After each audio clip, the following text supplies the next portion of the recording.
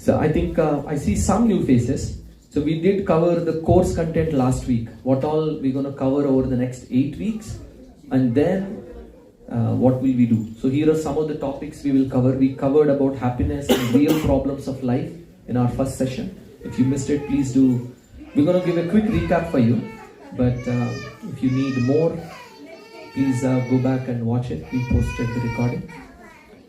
The second one, she loves the adult class so much, she doesn't want to sit in the kids class.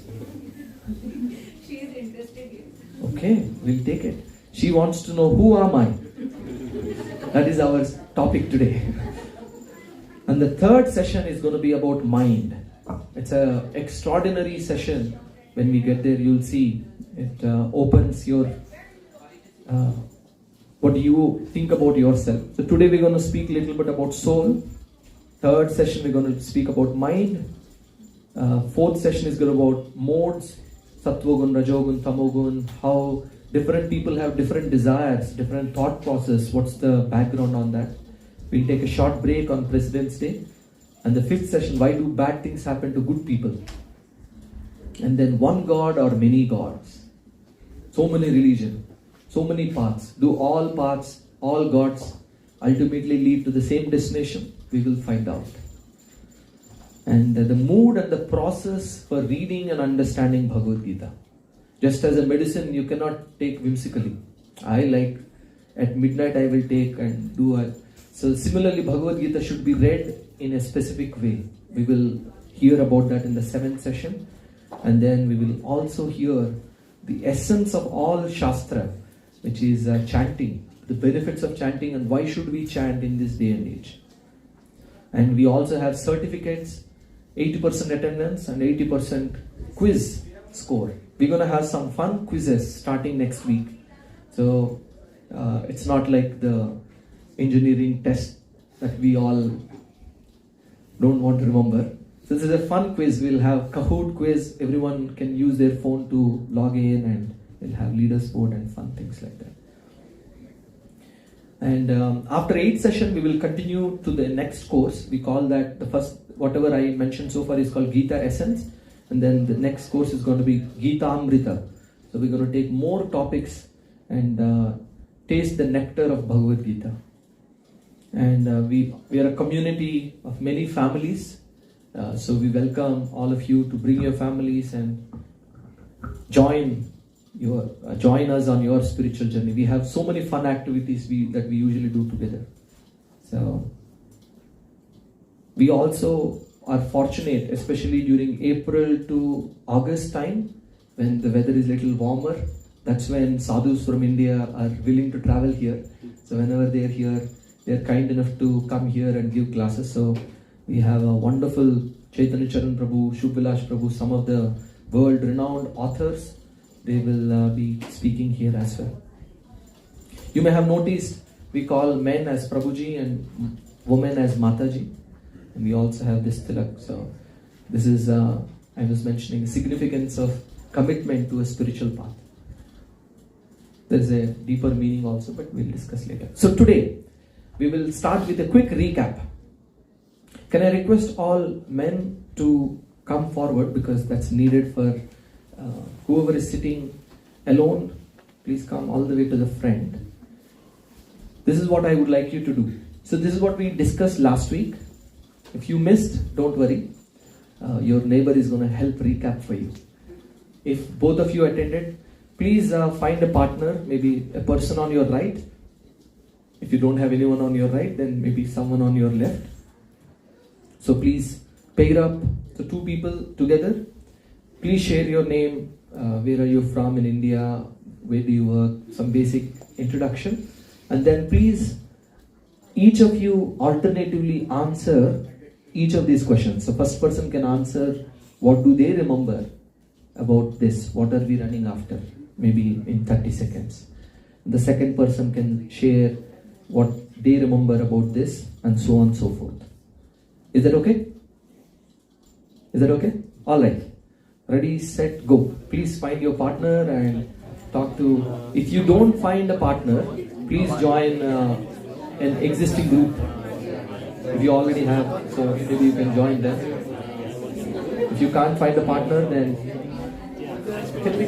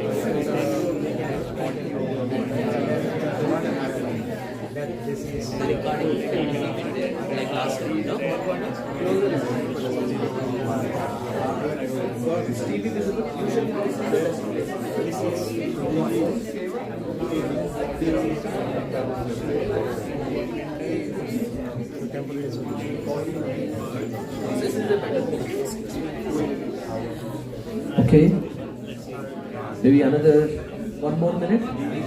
Okay.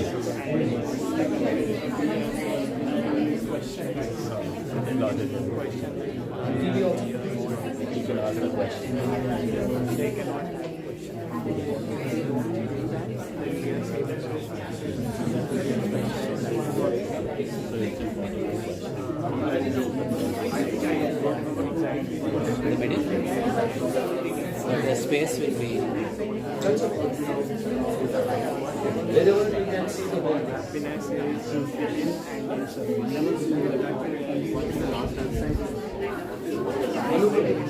Just ensure clear TV. That's it. Yeah. Okay, I'll keep it here. Sorry. Okay. Yeah, thank you.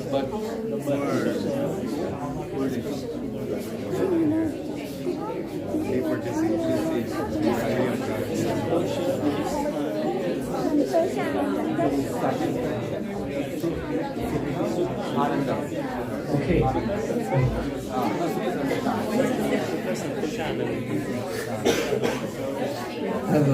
I have not seen people preparing for exam discuss this much.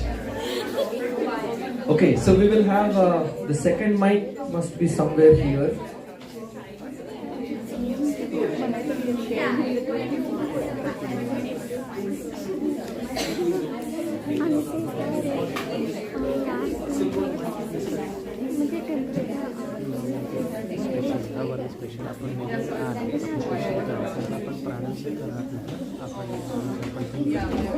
Okay.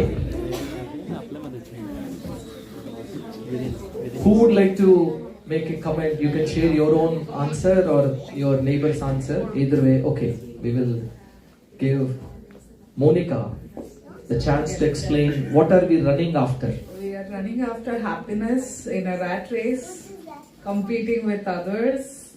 Like I have to be on top. If they buy a Tesla, I have to buy a Tesla itself. So we are running after happiness. Very nice. All the education, jobs, marriage, iPhones, houses, cars, everything that we buy ultimately is for happiness. That's the point we bring. Very nice. By the way, I was her partner, so we discussed together. We'll give her also a round of applause. Okay. I was remembering in each of these activities there is so much work, so many austerities involved. To get a job, you have to study for 25 years. Oh God. I mean, looking back now, I was thinking, how stupid was I? Wow, how much faith I had that I will get a job after 25 years of education. So, I was today morning at the temple, I was remembering this example. Happiness in this material world, it is compared to kheer, sweet rice. Sweet rice, but with some sand in it. I remember when I was younger, we were playing outside. My mother made kheer for all of us, and we were playing outside. She got it out and said, "I'm keeping kheer here. Please eat." We said, "Yes, keep it there." And then we were playing. Somehow, accidentally, some sand got sprinkled in there. I don't know how. So after playing for maybe 5 more minutes or so, I went, picked it up, ate the first spoon. I was lucky. No sand grain. I thought, wow, amazing. Very nice. Then I took the second. And I was chewing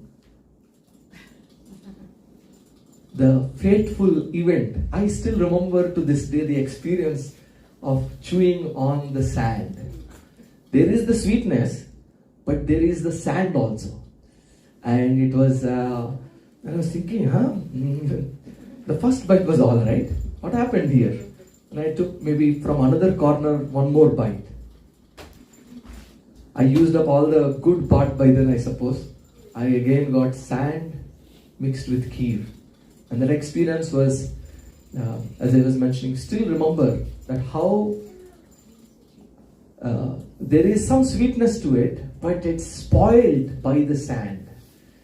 Material happiness is compared to kheer with sand in it. We get some happiness. Yeah, we feel, yes, very nice, very nice. And by the time we feel little joyful, sand comes. And we were discussing that graph of how we have, what we are looking for is deep, unending, unadulterated happiness. But what we get is shallow, temporary happiness. And most often, we think happiness in this material world means relief from pain. Is misunderstood to be happiness. Nobody is bothering me. Last 1 week, somehow my boss didn't bother me much, and I was thinking, wow, would be nice if my work is like this all the time. Kids not bothering us, spouse is satisfied with us. Oh, that will be very amazing life we feel. But that's not real happiness actually, it's just the absence of problem. Okay, what about this? Who can comment on this? Satisfying the senses or the mind, is that happiness? Any volunteers who can comment? We were discussing how there are different levels of happiness. And the senses, the happiness experienced by the senses is the shallowest, superficial happiness we all have experience of. But as soon as the mind is disturbed, you may have the best car, most luxurious apartment, the most beautiful spouse or children, the best paying job. Maybe you may even have 1 million stock of SanDisk, but still you will feel miserable. I should say maybe NVIDIA. Because if your mind is not satisfied, how much ever money you have. So yes, satisfying the senses or the mind, is happiness? Shallow happiness, yes. We all need it, but not really. We also were discussing satiated or satisfied. Any material enjoyment we have is usually we are satiated. We feel full. I can't do this anymore, is the feeling we get. It's not that we feel, wow, this is so nice. I don't need this ever again. I am that much satisfied. We never feel like that. So it's a very interesting term. Satiated. Satiated means full. I can't eat anymore. But the desire to enjoy more exists. Satisfaction, not so much. Okay, who can tell me the real problems of life? We mentioned, okay, we will give Meena Mataji a chance. We discussed criteria and then we mentioned what those 4 problems are. Please. Yeah. First of all, we have so many problems. We think before this session that is a problem, but the last time when you said mentioned for 4 real problems for like body, before birth, of old age. Old age is really, then is a disease, any time is coming on the life, you don't know, nobody's know that. And that is for death. Your brass come anytime to take you. That's 3 of them I feel for recently. My mom is very sick. That I'm suffering these things. Then now she is better for, she knows for this is that, and we knows also for 3 months we in the hospital too. That's why, this stuck in my mind. That's the problem. We just looking, no job, okay, no problem.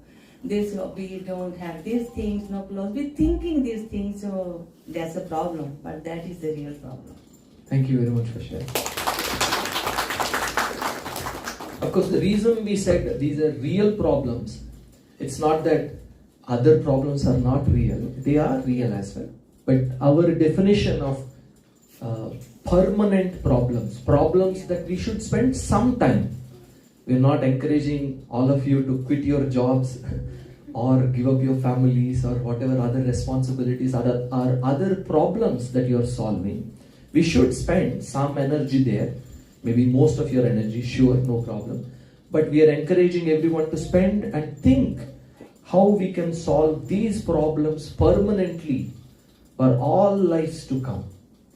So that will be a very important thing to do. Okay, very nice. And then we discuss about some temporary solutions. Anyone recollect what those are? Just do it. Just do it. Okay, very nice. Don't worry. Anything, if it is meant to happen, it will happen. Don't worry about that. Okay, just do it. Hide away. The other is push it under the carpet. Don't talk about it. Death.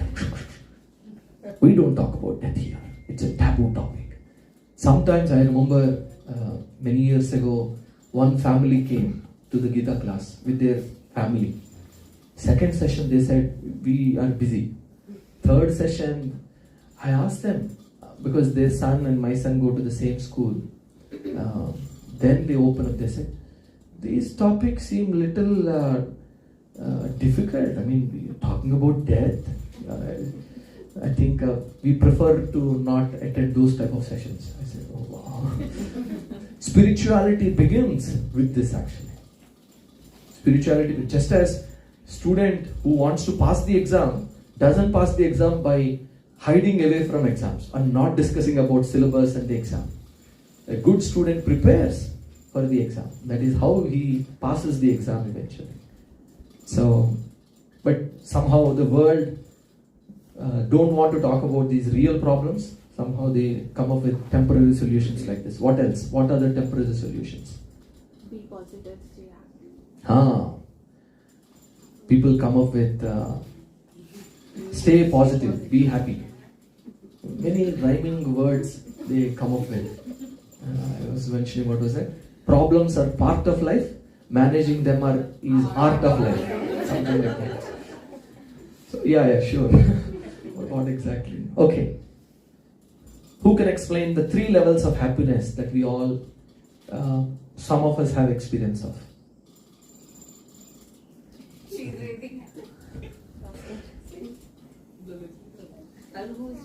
Anyone? I don't know if she's serious. She's welcome to, but yeah, please. I can go. First is senses, and then second one was mind, and third one was soul and bliss. Very nice. We give her 10 points. Oh. Okay, and then as I was mentioning, absence of problems is not happiness. And then what else did we discuss? What does this picture remind you? What is the speciality of human beings? Spiritual. Let's give a mic to Niklesh. We have the ability to question things. We were discussing how Animals and human beings, they can do 4 activities that are common: eating, sleeping, mating, and defending. We just do them in a more elaborate, sophisticated ways. But if all we do is only this, then Mahabharata, this verse is from Mahabharata. Mahabharata says, Dharmo hi tesham adhiko vishesho dharmena hina pashubhi samana. We are equal to an animal. So if that's all we do, of course, none of you are in that category because you're all sitting in the Gita class. So we have successfully transgressed that level. So inquiring about God, inquiring about spirituality. And where is happiness? We will give Khushbu the mic. Happiness is within you and in service. Very nice. Thank you.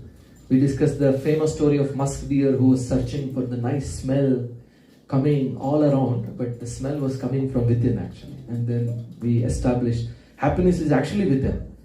And the harder we run for happiness, the faster the happiness runs away from us. But instead, the faster we run behind service, the faster the joy comes to us. And we left on at that level. Okay, so what are we running after? Happiness. But unfortunately, most of us are in rat race. We don't have to. I'm sure many of you feel the dissatisfaction. That's why you're all here. But we want to enter a different race.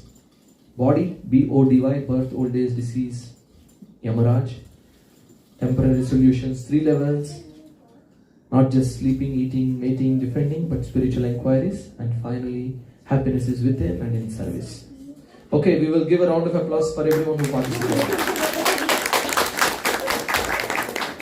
So those who did not attend the first session, please thank all these people who helped you recap what we covered in 1 hour and 15 minutes. So, if you did not understand anything, please go back and watch the previous recording. So, that will be helpful. This is our plan for today. We're going to start off with a wonderful story. A story many of us remember attending sessions like this. Very impactful story that will be brought to us by Anu Prabhu soon. And we will have a short drama. 2 kids will be performing about a drama, Twins in the Womb. It's an analogy or an allegorical story.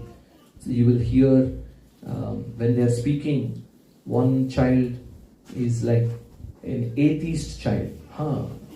There is no mother, and after birth, after we come out of the womb, we will die, something like that. And the other child is saying, no, there is mother. When we are silent, we hear her heartbeat, we hear her whispers. I think there is life after birth. They are discussing like that. But the atheistic representing child is saying, no, how is it possible? The umbilical cord is the one that supplies food to us, but it is very short. As soon as we come out, we will die. The child says, maybe there are different ways to eat food. Maybe we'll eat through our mouth. And the atheistic child says, impossible. Right now, we're not eating through our mouth. Right now, umbilical cord provides. Absurd. Like that. So you will see that beautiful conversation take place. I just gave you a gist, so you'll be able to follow along the drama. We're also going to hear a little bit about soul and the inner world. What is it made of? Some analogies, examples, and some proofs. So with that, I will turn it over to Anu Prabhu. Let's welcome Anu Prabhu with a nice...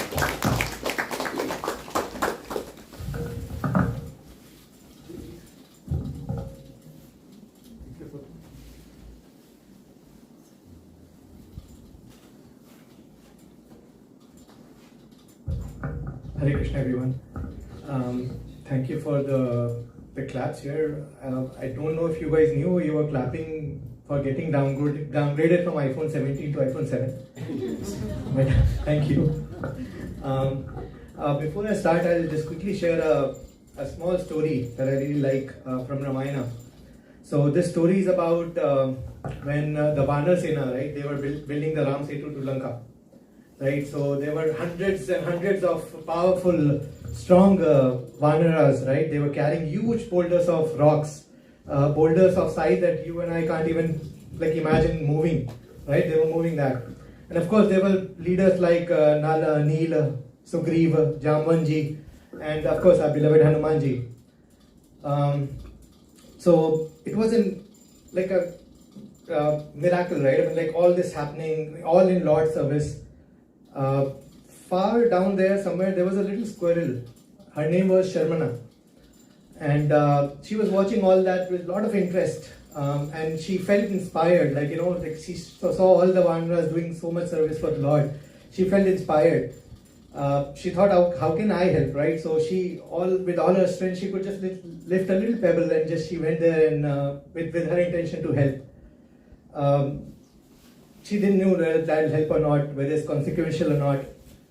Lord Ram noticed that he picked her up. He, as a gesture of accepting her service, he caressed her back with 3 fingers. And by the way, it is said that that is the reason today that the squirrels have 3 lines at the back. So the reason I share this is that today I am that Sharmana. I am carrying my little pebble for this Lord service. When I see devotees like Shyam Prabhu, Shama Mataji, they carry the huge mountain of service towards Lord. And I'm just helping in whatever I could carry. So that's my service here. And then another thing is that thank you, Prabhu. Yeah. So when I came to know the topic for today, right, it was the inner world or like inside us, right? I was smiled for a moment. I was like, inner world? I'm always struggling to manage my external world only. Inner world is so yeah. Like emails every day. We can't catch up. Chores after the other. Like it's all chaos, right? But when I thought about it, right, I think it's all but nothing but Krishna's mercy, the ultimate mercy. He finds ways to give you these opportunities to serve just so that you can learn. So with that, I'll just say that this chair where I'm sitting is very elevated, much more elevated than I am. So please, it's a small humble service to you all. So Hare Krishna. So as Shyam Prabhu said, let's go through the king's story. Before we dive into the story, right, let me ask you a few questions. So when we introduce ourselves to someone for the first time, right, what are the type of things we say?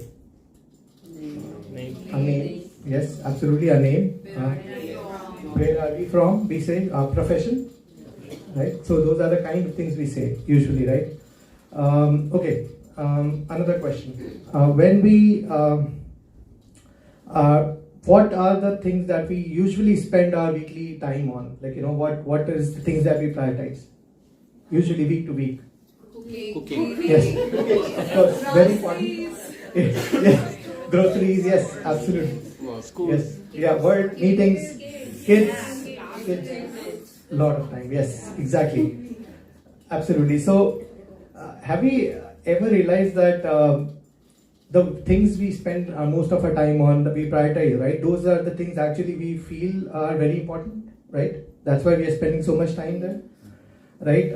And when we introduce ourselves to someone, right, we hardly talk about who we are from the inside. Right? I know it will be weird, right? If someone's asking, hey, my name is Kapil, who are you? I'm a soul. That'll not work. But it's more about just thinking ourselves as who we are, right? So with that, I'll just say that Gita gives us an amazing way of identifying ourselves and thinking about who we are. And this story beautifully captures it all. So let's start with the story. So this story is about king and his 4 wives, right? What we'll do is that we'll introduce one wife after the other and what really, what are their specialities and how does the king, what is the king's relationship with them. So the 4th wife, right, she was the one that was the most pampered. King absolutely was in in love with her. He wanted to be with her all the time, gets her all the delicacies that he could, just whatever pampering he could do, he would do for her. right? That was the fourth wife. Now the third wife. She was the source of his pride. Wherever the king would go, he would take her along. Like he'll show her off, right? Wherever he would go. But internally, right, he had a fear about this wife that, one day she might actually leave me. Always that fear was there. Then comes the second wife. So this wife was the most dependable and loving wife towards the king. Whenever king had a problem or challenge in life, right, the king would usually just go to this wife and get it solved. She would really care for him. So a really, really confidant from a king's point of view. Then the first wife, right? She was the one who was the quiet contributor in the background, like often neglected, not cared for, hardly spent any time, like the king hardly spent any time with her. But she always remained dedicated to the king, right? Then one day what happens is that it's a moment of reckoning for the king, right? I mean, doctors give him a news that, I'm sorry, like you have just few more days to live. The king is shattered. All my life was going well, living with 4 wives, enjoying the kingdom, and suddenly all this is happening, crashing down. So he just does what naturally anyone would do, right? Like goes to the person who loves the most, he cares most for. So he goes to the first wife, and he asks her the question that, hey, this is happening with me. I am going to pass away soon, right? So will you come? Will you come with me to my next life? She just says no and goes. The king is heartbroken. I did so much for you. I spent all my time for you. I got all the riches. I spent it on you. But can't you just come with me? No. Gone. Heartbroken. He still thought that, okay, I can still go to my third wife and maybe she'll come with me.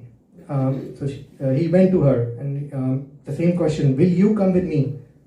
The wife is like, no, I will not come with you. In fact, when you're gone, I'll actually move on and, marry someone else. The king is like, God, what is happening? I spend most of my time with these, I spend most of my energy, my riches on them, and they are not even ready to come with me. I'm sure the second wife will come here because she always listens to me, she solves my problem. So he goes to the second wife and says, will you at least come with me? Her eyes fill up with tears. She has a lot of care for him, right? But unfortunately he says, you know what? I cannot come with you no matter how much I want. I can only come with you until a certain limit. Maybe I'll come to your funeral, but I can't come with you beyond that. I can't come with you to the next life. The king is absolutely shattered. All the 3 hopes he had in his mind are gone. He has no one else to go to. But then suddenly there's a feeble bite from the corner of the room. The king wasn't expected. That the voice says, I will come with you. The king is shocked.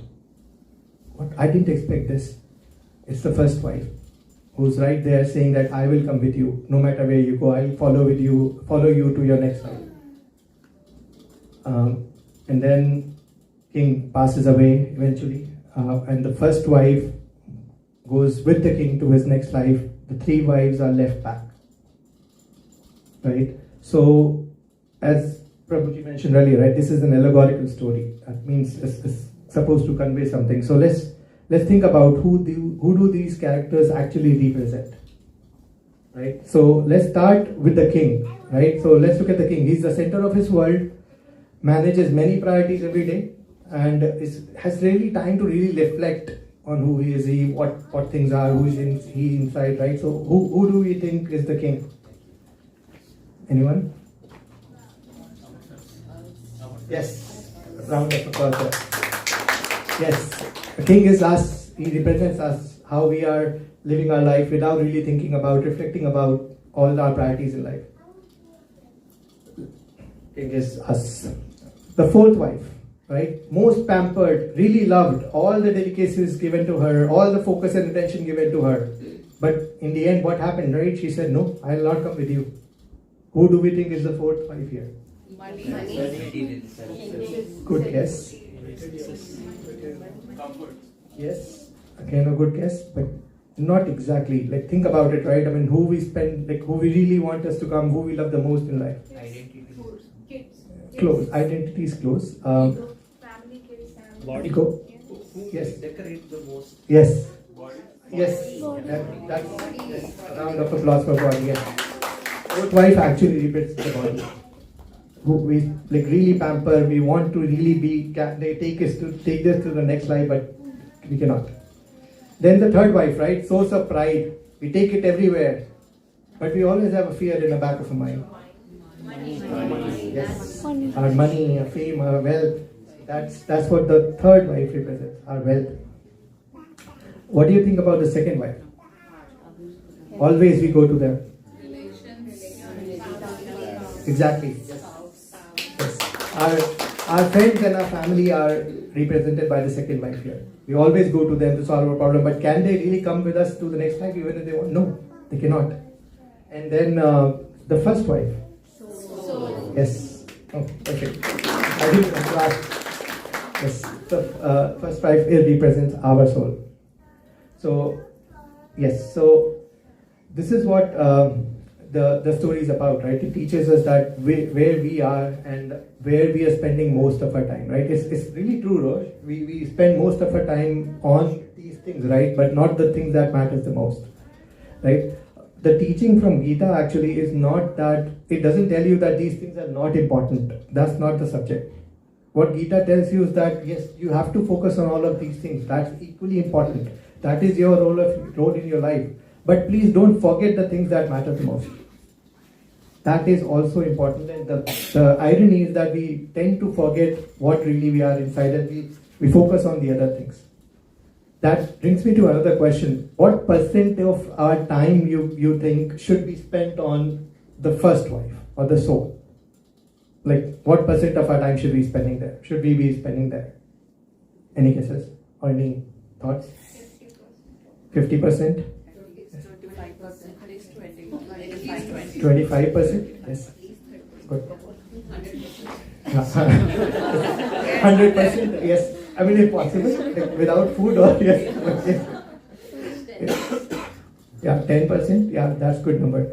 But the actually said that even if we are able to spend even 1% of our time on the first wife or the soul, right? That can bring us to a higher elevated levels that we can, further continue our journey into the spiritual journey. And that 1%, if you think about 1 week, right? It roughly comes out to just 1.5 hours a week. So with that, let's hope we are able to spend more time just thinking about the soul and how we can feed the soul. We feed the rest of the things very well, but we often forget about the soul.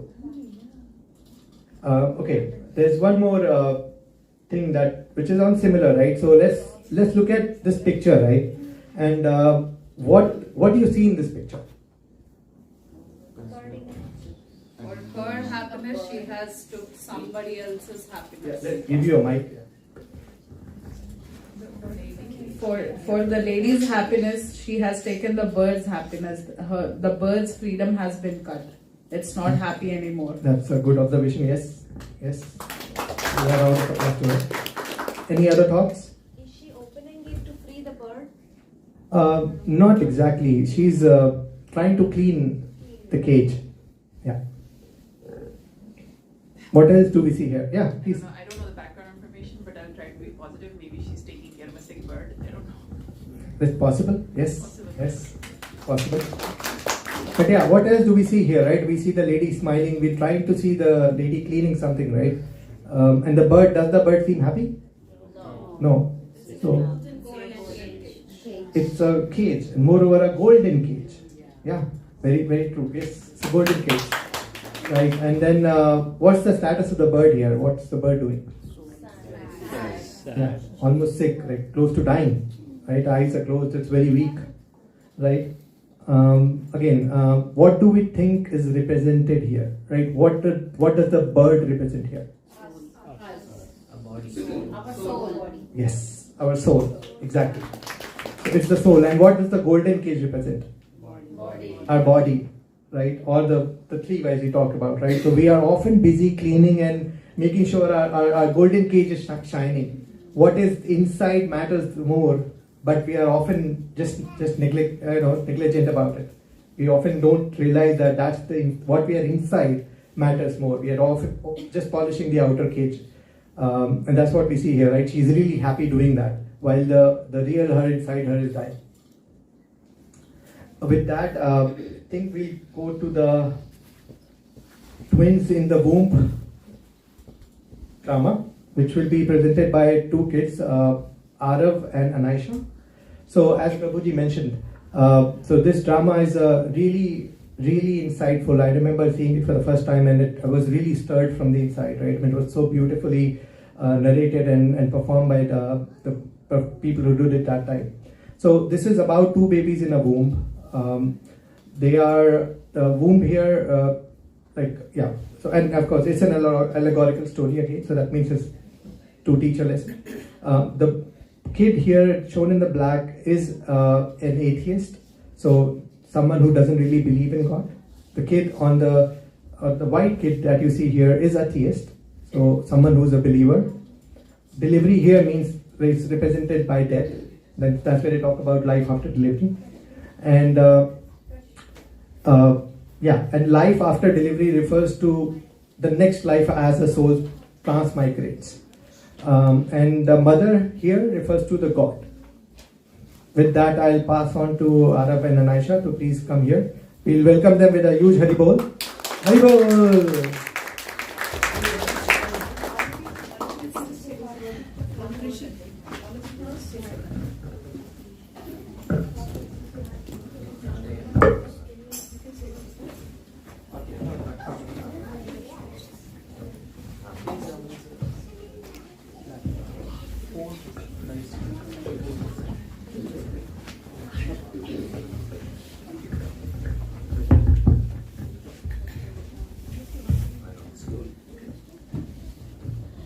Do you believe in life after delivery? Well, of course. There has to be something after delivery. Maybe we're here to prepare ourselves for what we will be later. Nonsense. There is no life after delivery. What life would that be?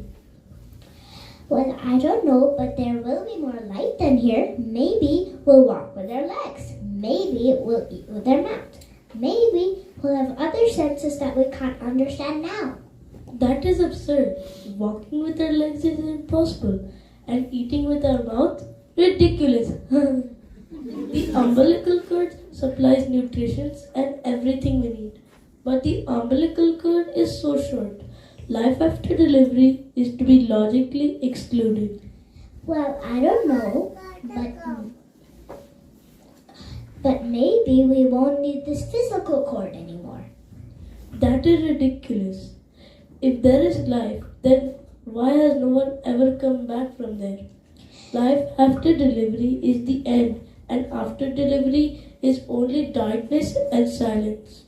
Well, I don't know, but certainly we will meet Mother and she'll take care of us. Mother? You actually believe in Mother? That is laughable.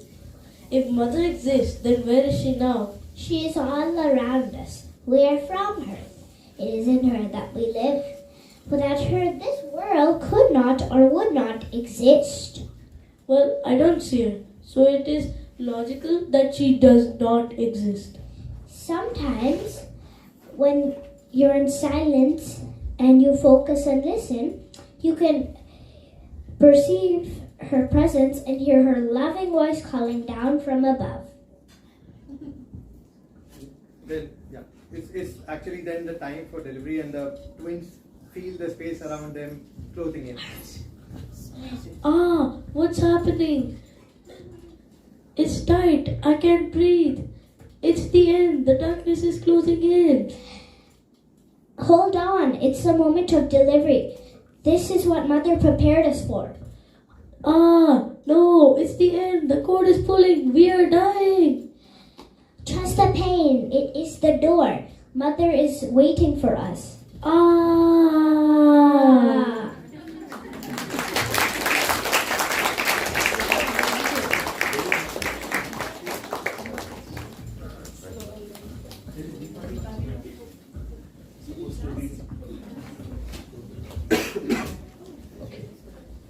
All right, let's give a round of applause to both of them.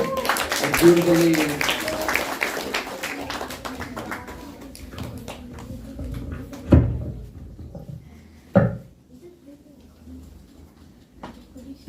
I see all the kids also came here. So we will engage them by asking a question. Who understood this story? Anyone has any comments on the story? All kids specifically. Okay, he has a comment. I see him bright. We'll give you a mic. Please share. One sec. Yes, go ahead. They're both babies, and one is on the other side where there's dark. The other one is where there's always light. Very nice, at least inside. Any other observations? Okay. They're welcome to go back. I don't know what's the plan. So maybe okay. So they wanted to see what the performance they did. You have something to say?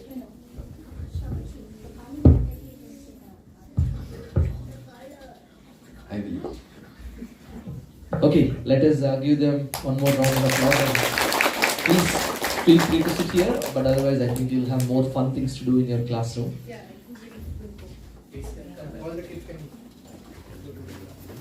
That was a short drama. Please explain it to them. I have already given the background to all of them. Anuprabhu also gave them the background. If possible, maybe they can go back and discuss the drama inside if they like. Okay, I'll take a few reflections. First of all, there was a wonderful presentation by Anuprabhu. I was requesting him that he take most of the session, but he gave at least 15 minutes for us. That was a trailer for like Bahubali 3 movie title. So we'll have more of him soon. Okay, we will take few reflections of what you heard so far about the king story, the cage, or the twins in the womb. Let's be quick because we are against time. So, any reflections? Any comments? Thoughts? About the three things that we covered today so far. If anybody has something to share. Okay, we will give you a free mic.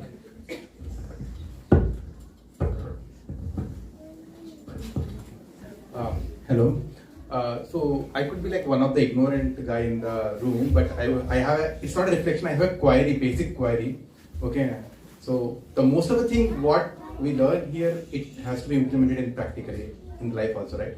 So we discuss about soul. We discuss about like satisfying it, spend more time with it.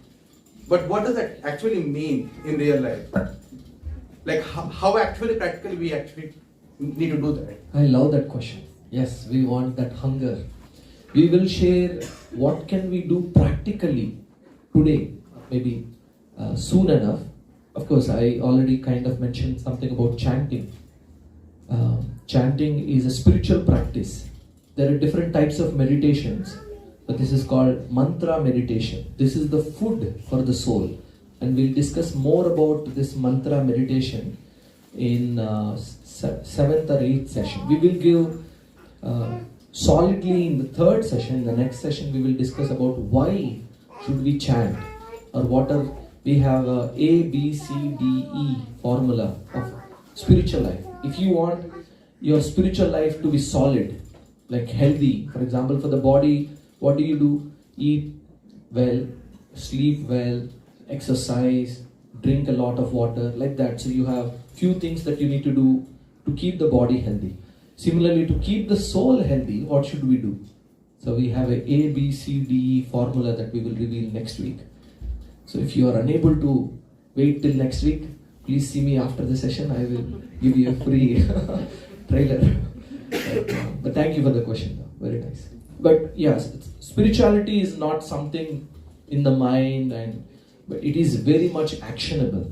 Where we can practice, we can do something, and we will see immediate tangible results. As soon as you start practicing it, I have heard people say, started coming to Gita classes, within 1, 2, 3 weeks, they say, wow, the way I see things, the way I look at things, the way things influence on me has changed. And I'm beginning to experience a deeper joy. So knowledge itself is liberating. Even if you take no action, just by hearing this knowledge in itself is liberating. Because now, slowly you're understanding that, oh wow, happiness is a different level. I shouldn't be so greedy running after the happiness for the senses.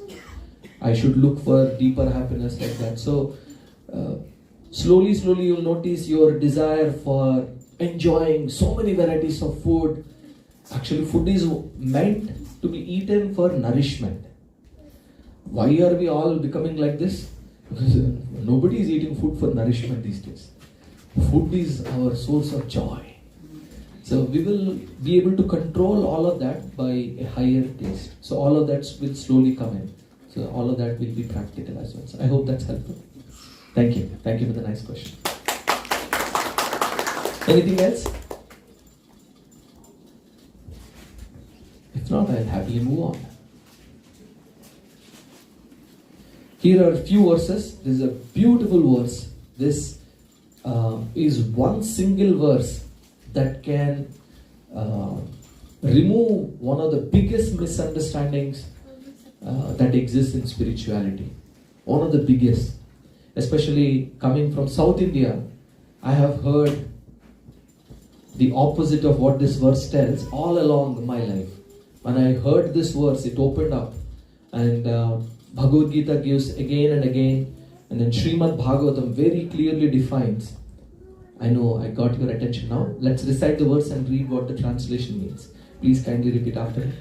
Natvevaham jatunasam Natvam neme janadipa Nachaivana bhavishyamaha Sarve vayam atah param. Can someone with the mic please read the translation?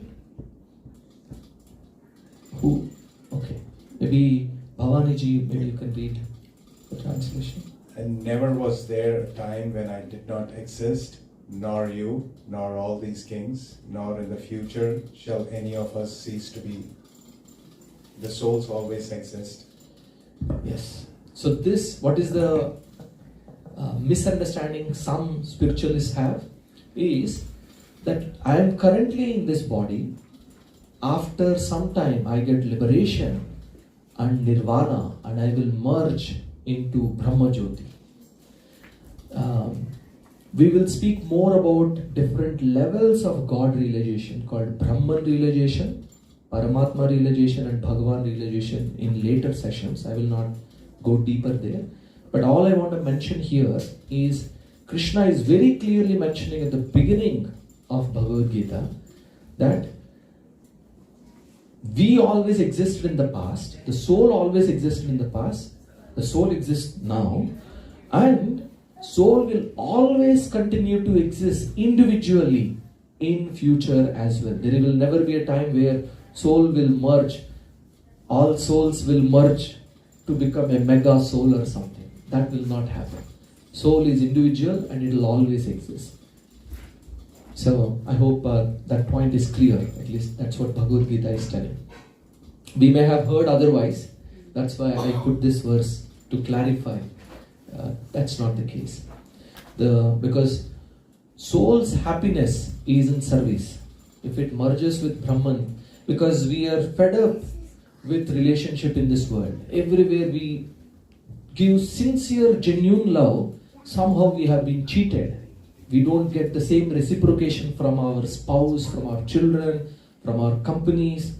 Everywhere we give our energy, somehow nobody reciprocates properly. Everybody misunderstands. So somehow we think maybe the spiritual perfection is no relationship. That's not true. There is a perfect relationship where we will get perfect reciprocation. So it's possible. We will speak more about that in future sessions. I'm going to leave you on a cliffhanger there. Okay, here is another beautiful verse. Maybe in the interest of time I won't recite the verse, but those of us coming from South India, we have heard this verse. Soul cannot be cut with knife, or it cannot be moistured by water, cannot be burnt by fire, and withered by wind. Like this. I'm going to blow your soul away. Like, we cannot do that. Because Soul is a categorically different energy. Soul is not matter. You cannot get a very tiny something to hold the soul. I can never hold the soul with material things. Similarly, I cannot see the soul with the material eyes. These are 3D eyes. I can only see 3D things. So, soul is a different dimensional being altogether. So, we cannot see with our eyes. But just as electricity, for example, has anyone seen electricity? No. But I'm sure some of us got electric shock in our life. In that sense, we have experience of electricity. I once, in my childhood, fan was rotating very slowly. There was a wire and I could see it's loosely connected. I thought, this is why fan was rotating slowly. And I put my fingers there, trying to tighten it. And I got my first electric shock. First of many to come. So electricity, because electricity is there, it's being generated somewhere and it's powering up these fans and the lights. And we can see electricity by its symptoms, the fan is rotating, the lights are glowing like that. So we know electricity exists. We can't see electricity, but we can see the effects of electricity. So similarly, we cannot see the soul with these mundane eyes, but we can perceive the presence of soul through the symptoms that the soul displays. Just like the electricity is showing the lights and turning the fans. As I say electricity so many times, I remember one joke. One teacher was teaching the students about electricity. But the student kept saying electricity. The teacher said, "Arey stupid, how many times do I have to tell you electricity?" "Yes teacher, it is electricity." Fed up, she tried for several weeks. She called his father. His father came. He said, "What is the problem?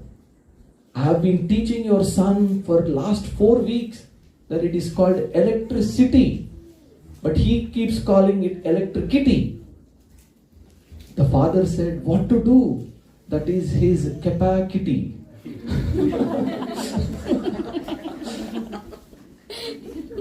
Some of you didn't get the joke. It is mentioned, sarcasm or jokes like this is like electricity in India. Only half of the country gets it. I pity those who didn't understand both the jokes. Alright, we move on. Here is a picture, very beautiful picture showing from the birth all the way to the disease. It is mentioned, Atma is infinitesimally small. But for us to understand, they have given some calculation. It's not exactly same, but if you take the tip of the hair and you cut it down into 10,000th part, it's that small. It's very small basically. Of course, we cannot measure with any of our microscopes and things like that. Because as I said, you cannot use any material things to measure a spiritual thing. It's a categorically different. But as I said, through some characteristics we can understand. Body, it is made out of matter. It's a lower energy. But Atma is a spiritual energy. It's a higher energy. Is body destructible? Yes. But Atma is indestructible. As I was mentioning, it always existed in the past, it will exist now, and it will exist in the future as well. And body is born and it will die. But Atma never takes birth, nor it never dies. It always exists. It's permanent basically. And body grows and decays, but soul is ever fresh. No beauty cream needed for the soul. Body is actually not conscious. It's quite interesting. This hand is actually dead matter. If there is no soul in this body, this hand will have no consciousness. Somebody may pinch it, somebody may give an ice cream to it, but the hand will have no experience of it. Actually, the body is actually dead matter only. But because of the presence of the soul, the body seems animated. I'm able to move my hand like this. I'm able to speak. But it is because of the presence of the soul only. Just as, for example, I put a glove. I put my hand in a glove. I move like this, the glove moves. But as soon as I remove my hand, does the glove automatically move? No. It's like that. So as long as the soul is powering this body, soul is, even though infinitesimal, it actually is spread across the entire body. It powers the entire body.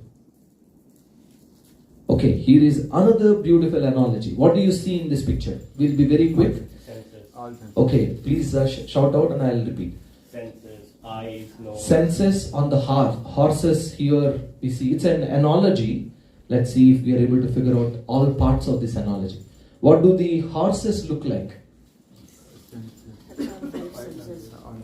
Okay, horses look like the 5 senses. Let's give a round, loud claps. Okay. Horses seem good, nice, easy going? No? What do they look like? They're being forced. Little wild, going in different directions. What do you think of the chariot driver?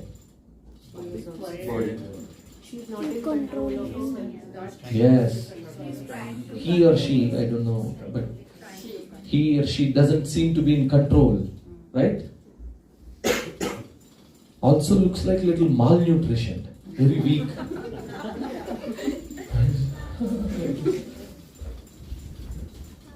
So the 5 horses here represent the 5 senses that we have.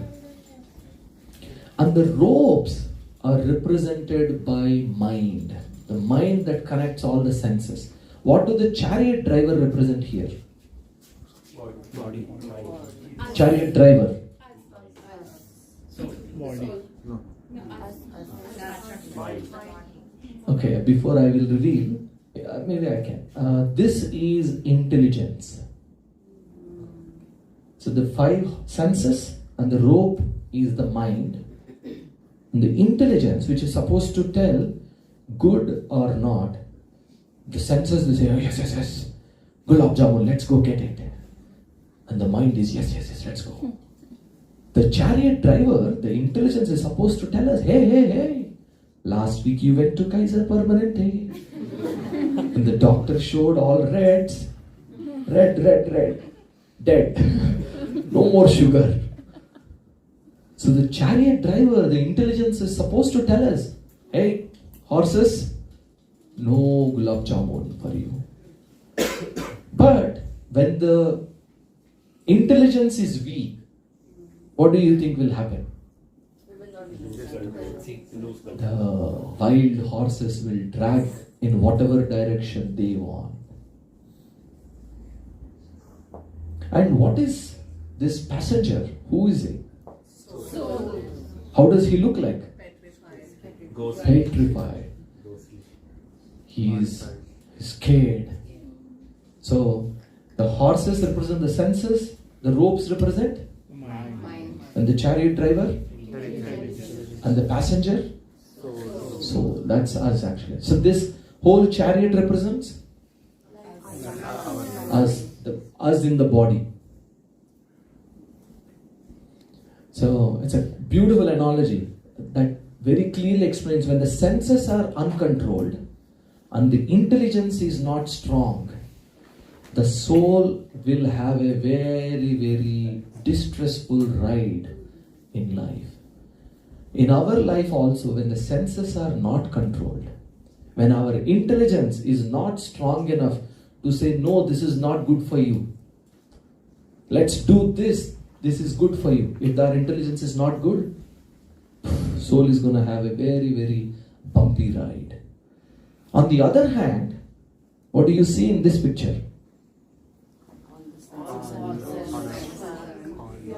So we see, this is an analogy, when Bhagavad Gita, the words of Krishna, purifies our intelligence and gives the strength to our intelligence. We are able to use Bhagavad Gita as our guiding map to do what is right and what is wrong. and not to do what is wrong. When we have that intelligence, very strong intelligence, and are able to control the senses, the soul will have so much purpose, is so determined, so focused, can do wonders while we live in this body. And that's what we see with wonderful souls, those who are able to control their senses, very developed intelligence, that's what they are able to do. And how do we develop intelligence? By hearing the words of Krishna, the Bhagavad Gita.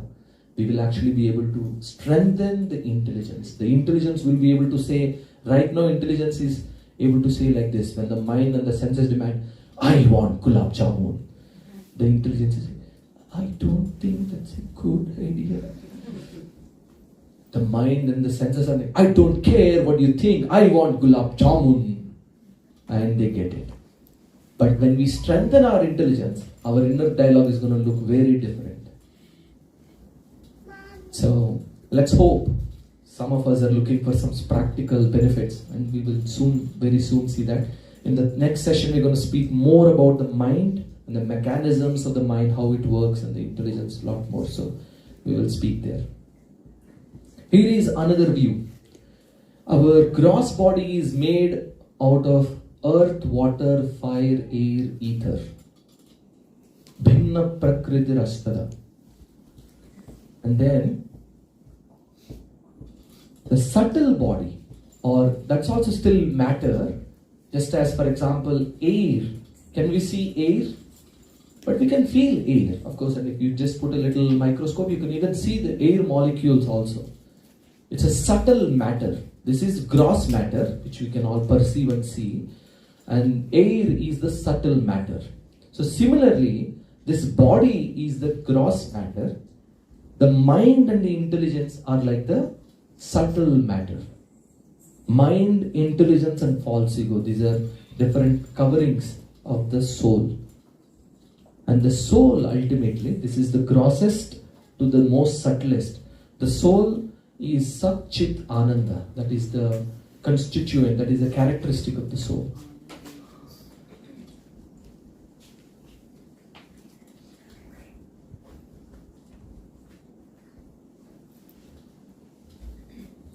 Here is another software analogy that all of us can understand. Having a laptop like this, hardware is like our body. Gross body is like this. But if I don't have any software in this, do you think I'll be able to use this? No. Without the intelligence, the mind, without the subtle body, we won't be able to use the hardware. And ultimately, who is the soul? The soul is the user of this body. The soul fulfills its desires and purification and purpose and all that through this body. So,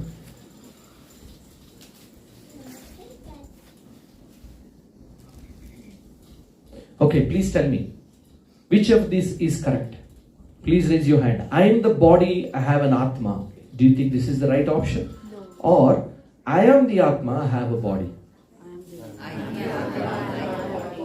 am the Atma and I have a body.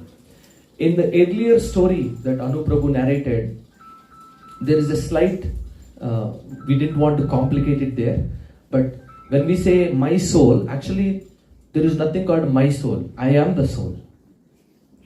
So, when the king was going and the first wife was coming, it's not that there are two separate people going, it's actually the soul is the only thing that comes with us. That's the point that we are trying to convey.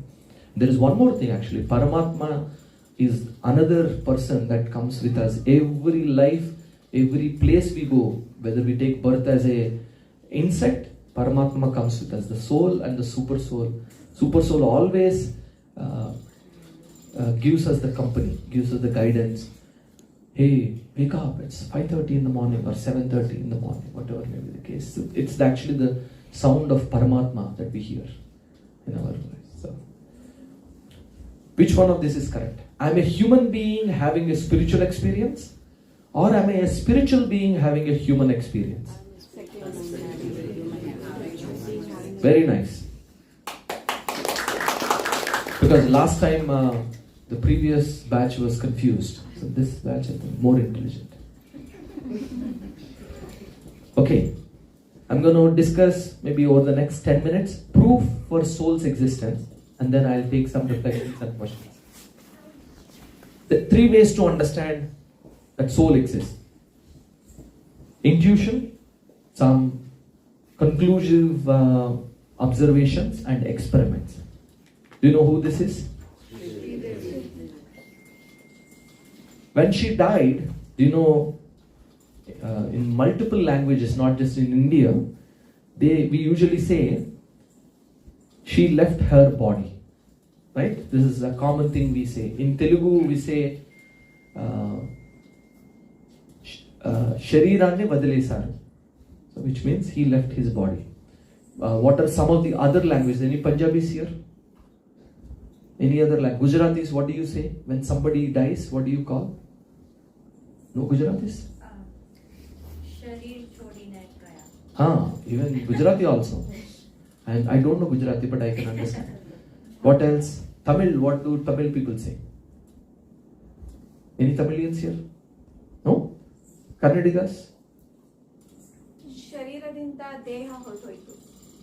That which means same thing? Yeah. I heard even in Russian, I don't speak Russian, but even in Russia, it translates to they left their body.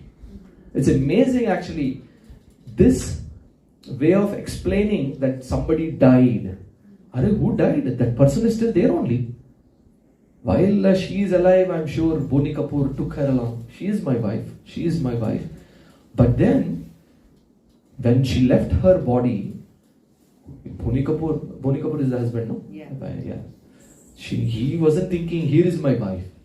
He is crying, my wife left. Who left? She is here only. Who left? The soul has left. That is how we can understand. Just from our cultural background itself, we can understand the existence of soul like that.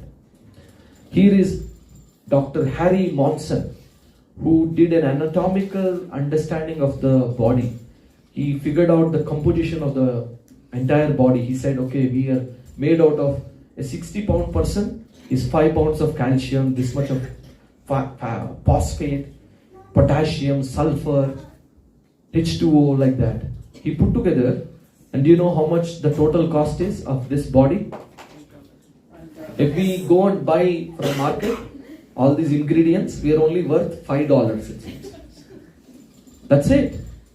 The makeup we buy or the food we eat is actually more expensive than this body actually. Imagine you are going on a road, somebody is driving Lamborghini and he gets into an accident. Which one will you save first? You'll go to take the Lamborghini to the body shop, or you take the person who was in the accident to hospital? Right? I mean, such an obvious question. But only $5 worth. $5 are 1.5 million. Of course, I'm ignoring the manufacturing cost, but none of us manufactured. Even the mother did not manufacture. Right? This body, how did the child grow?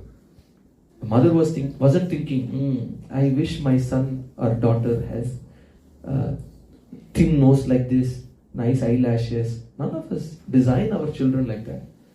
Right? Manufacturing, ingredients were supplied and manufacturing was also done for us. We didn't do that. So, the fact that we value this body, we value somebody in an accident and take them to hospital indicates that we are worth more than $5. This is another way to understand that we are not the body, we are the soul. Why do we want to not die? Why do we don't want to be ignorant? And why don't we not want to suffer? Right? Nobody thinks, today morning as I am going on 880, I wish I get into a big car accident and my leg and hand goes. Anybody plans like this? No. Nobody wants to suffer. Nobody wants to die. Nobody wants to be ignorant. Because it is the nature of the soul to live. Eternality is the nature of the soul. We long for eternality. We want to live forever. We want to be full of knowledge, that is the chit. And ananda, we want to be blissful. We don't want misery, because that is the nature of the soul. So we can understand we are not the body by this, because this body is temporary. It's meant to die. This body is ignorant actually. I don't know what's happening inside the body. I eat, somehow it gets digested. Somehow I get the energy. I have no idea how it happens. Just as sun can be perceived just by sunlight. We don't see the sun. In the morning, you wake up, open the windows and you say, yes, sun has come. Did sun come to our home? No.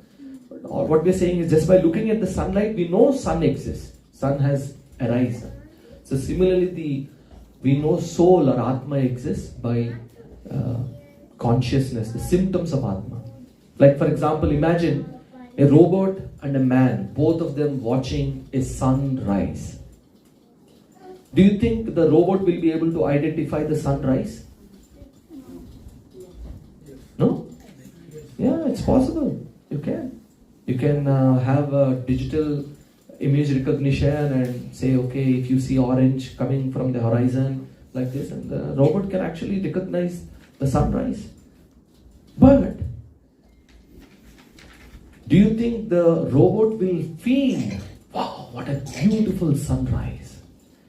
Nice wind blowing on your face, the birds chirping and flying, oxygen, wow, such a beautiful atmosphere. Do you think robot will be able to feel like that?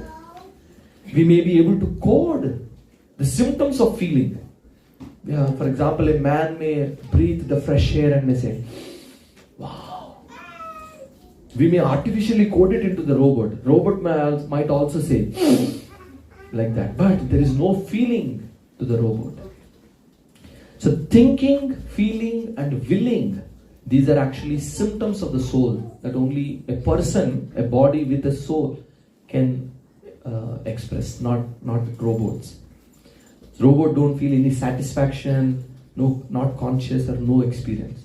Unless of course we give artificial intelligence to it, we give our intelligence, borrowed intelligence actually, then it may show some symptoms of it.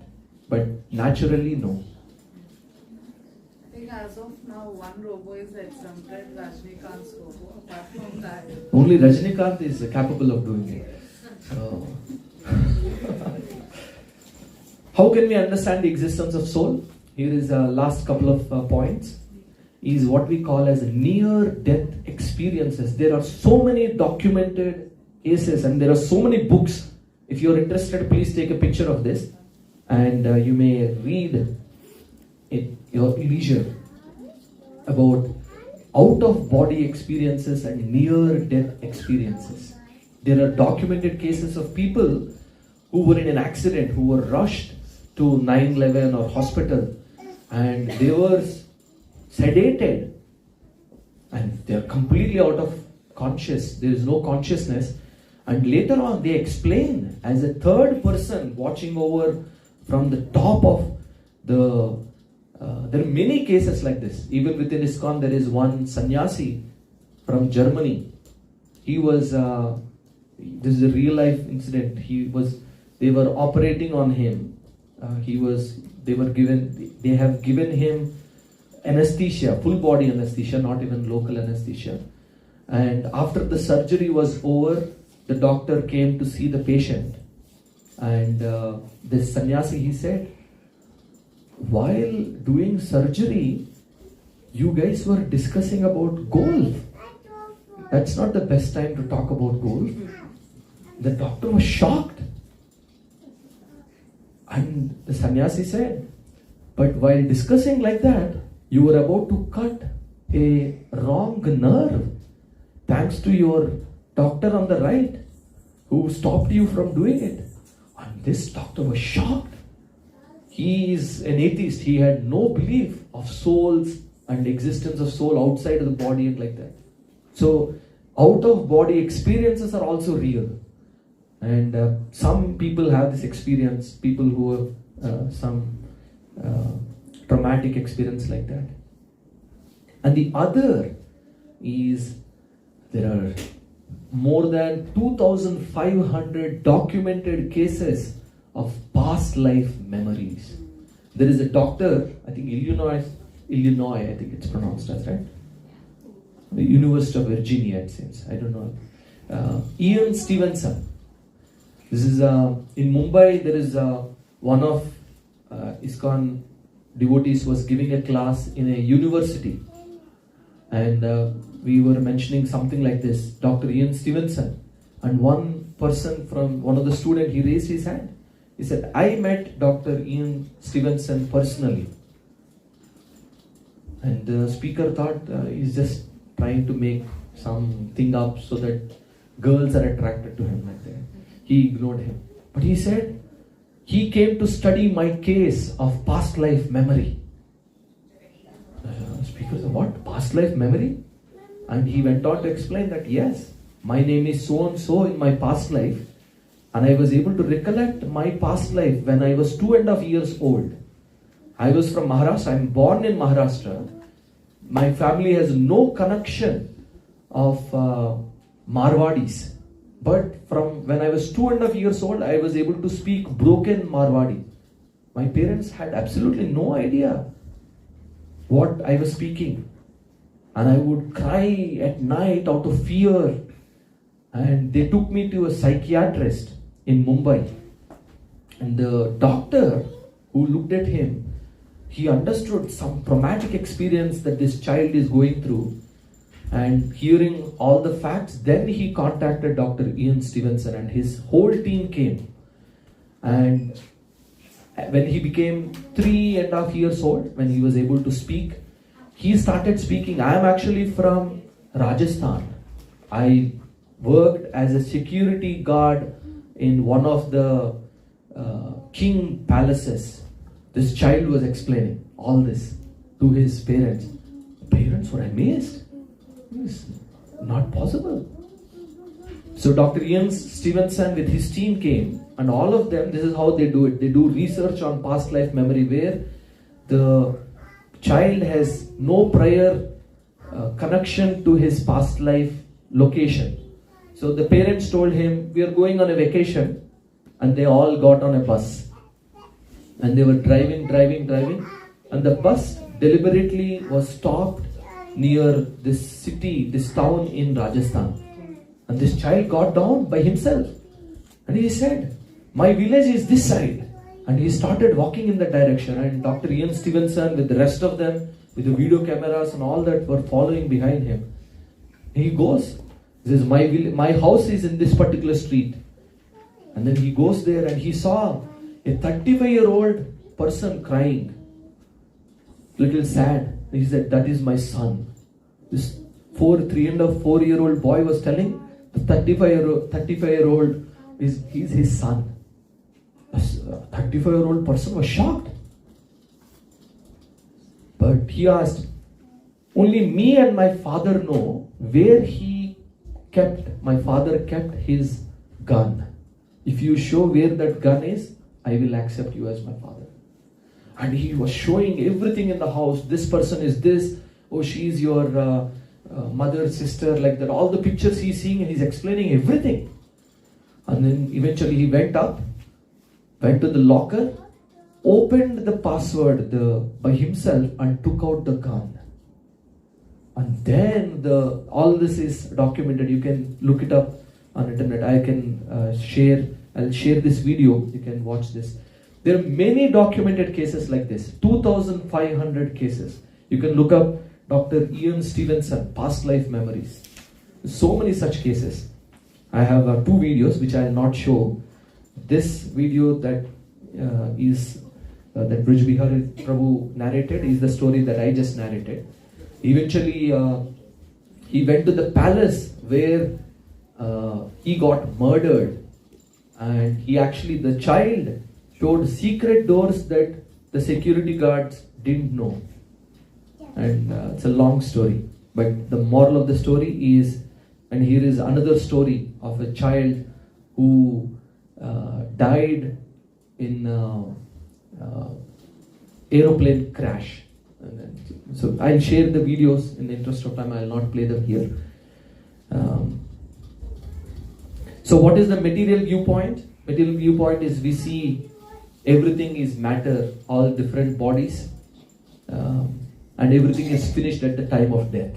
That's the material viewpoint. But the spiritual viewpoint is we are all spirit souls covered over by these matter, but we do not die. Soul never dies. This knowledge is actually very liberating, because when our near and dear ones leave, it's very painful for us. We can no longer meet them, see them, talk to them, but we can find solace in knowing that they have moved on to a different destination and their journey will continue. And we can pray. Our prayers are powerful. And when we pray, it's helpful for them. And we'll talk more about that later. So with that, I will just quickly give a summary. This is what we discussed today. Please help me. The king and the 4 wives. What does that story represent? Only the soul goes, not the body, not the wealth, family, however loving and supportive they may be. Ultimately, we should spend some time on feeding the soul. Bird in the cage, what does that analogy represent? People are busy cleaning up the golden cage, decorating the golden cage. That lady was neglecting the bird altogether. The bird was dying out of malnutrition because she is not receiving any care. So while we should take care of the body, we should also take care of the soul. That's the moral. And twins in the womb, what was the takeaway point for that? There are more things that we perceive. Yes, there are things. One of the character was mentioning eating with mouth. Like imagine children having this conversation in the womb. Of course, they are not. They don't have such developed consciousness, but they are not eating through their mouth. So they may. It's logical question to say, "Hey, it's absurd. I get all my nutrition through the umbilical cord."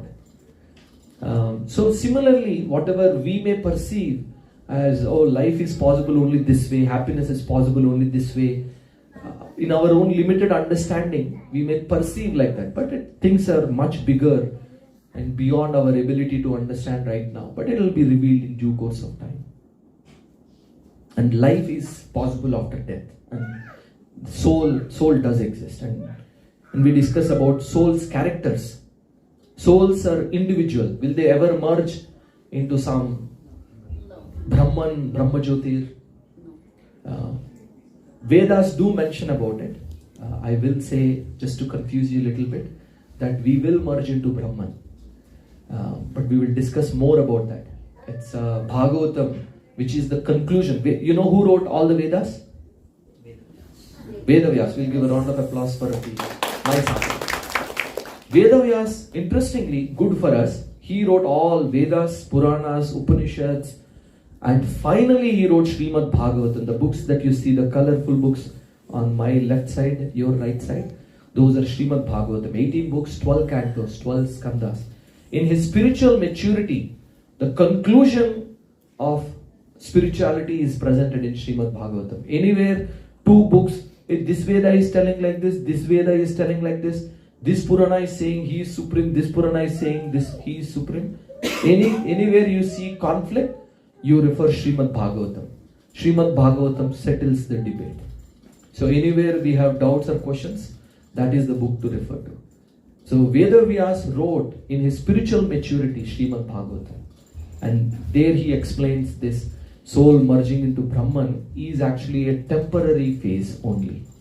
So we'll speak more about that later. So souls are individual. Soul is ever existing. It is infinitesimal. We cannot measure it with any material instruments. But it is Sat, Chit and Ananda. And what else? The chariot. Wild senses, weak intelligence and wretched soul. That may be the condition of our current life. And by strengthening the intelligence, we will be able to purify the senses. The senses will not drag us in things that we are not so proud of discussing. Right now, we may not feel comfortable even sharing with our own spouses. Actually, forget about spouses.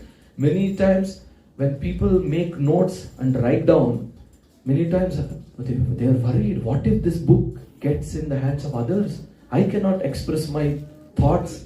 So many people are fearful. So we are all not very proud of our desires actually. So one quick so somebody's car, Honda Accord J110 is blocking next neighbor's driveway. I would request if one of us is that, please move that. Honda Accord. Honda Accord J110. Nobody's here? Okay, good.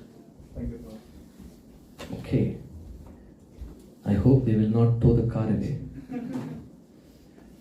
And we also discussed the hardware, software, and the user. It's like the gross body, the subtle body, and the soul.